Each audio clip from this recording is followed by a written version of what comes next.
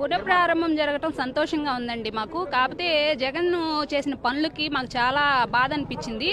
రావడంతో ప్రజావేదిక కూల్చడం గాని, తర్వాత ఆయన చేసిన ప్రతి ఒక్కటి కూడాను మాకు బాధాకరమే మిగిల్చింది. కాకపోతే ఇప్పుడు కూటమి ప్రభుత్వం వచ్చిన దగ్గర నుంచి మాకు అన్ని బాగానే జరుగుతున్నాయి. ఇప్పుడు మాకు శంకుస్థాపన చేయటం కూడా మాకు చాలా సంతోషంగా ఉంది. మా పిల్లల భవిష్యత్తుకి మళ్ళీ మంచి మార్గం మాకు వచ్చిందని మేము అనుకుంటున్నామండి. మేము గుళ్ళకు వెళ్తున్నా ఆపేశారు, కనీసం గుళ్ళకు కూడా వెళ్ళనివ్వలేదు, అరాచకాలు చేశారండి.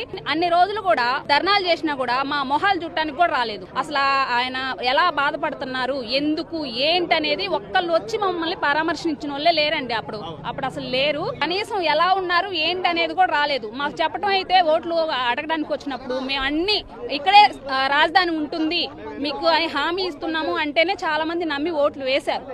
మమ్మల్ని అందరినీ నమ్మించి మోసం చేశారు. అవును, భూములు ఇచ్చాము. అవును, చాలా మంది ప్రాణత్యాగం చేశారు దానికోసం. అందుకని ఇప్పుడు మాకు మంచి జరగబోతుంది. ఇప్పుడు మంచి జరిగిద్దని మేము ఆశిస్తున్నాం అండి.